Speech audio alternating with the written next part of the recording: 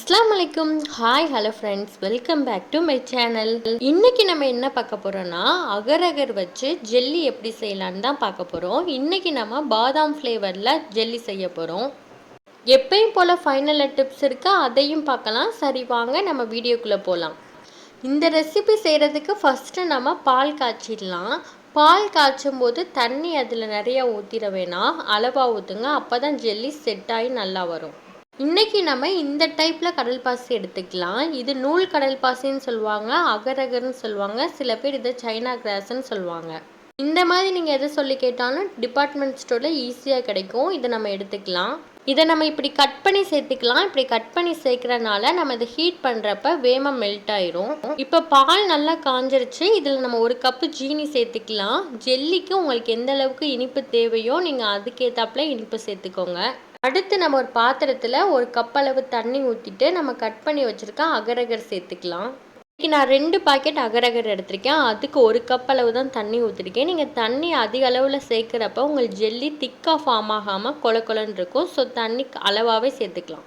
நீங்கள் அகரகரை ஹீட் பண்ணுறப்ப medium flame இல்லைனா லோ ஃப்ளேமில் வச்சே பண்ணுங்கள். ரொம்ப ஹை ஃப்ளேமில் வைக்கிறப்ப அதுலேயே ஜெல்லி ஃபார்ம் ஆகிற மாதிரி இருக்கும்.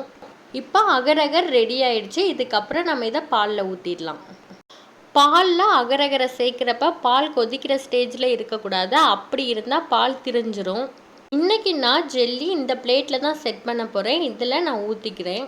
இன்றைக்கி நம்ம பாதாம் ஃப்ளேவரில் நம்ம பண்ண போகிறனால பாதாம் எசன்ஸ் ஊற்றிக்கலாம்.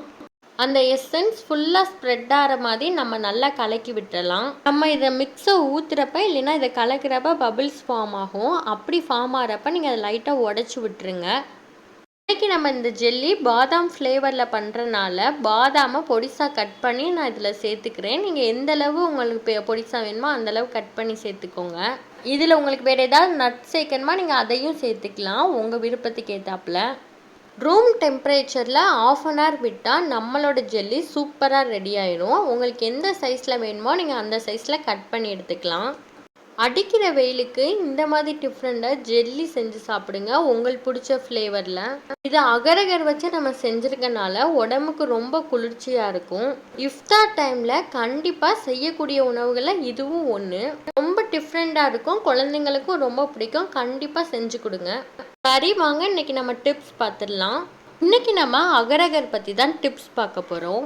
உங்களுக்கு ரத்த சோகை ப்ராப்ளம் இருந்துச்சுன்னா நீங்கள் அகரகர் எடுத்துக்கலாம். ஏன்னா 100 கிராம் அகரகரில் 21 மில்லிகிராம் இரும்பு சத்து இருக்குது. இதில் இரும்பு சத்து அதிகம் இருக்கனால உங்களுக்கு அனிமியா வர்றதை தடுக்கும். உங்களுக்கு சர்க்கரை வியாதி போன்ற ஏதாவது ப்ராப்ளம் இருந்துச்சுன்னா நீங்கள் டாக்டர் அட்வைஸ் படி இதை எடுக்கிறது ரொம்ப நல்லது. இப்போ ஒரு பொருளோட நன்மையின் தீமை அறிந்தால் அளவோடு பயன்படுத்தி ஆரோக்கியத்தை மேம்படுத்தலாம். இந்த வீடியோ டிப்ஸ் உங்களுக்கு பிடிச்சிருந்துச்சுன்னா நம்ம சேனலை மறக்காமல் சப்ஸ்கிரைப் பண்ணிடுங்க. தேங்க்யூ.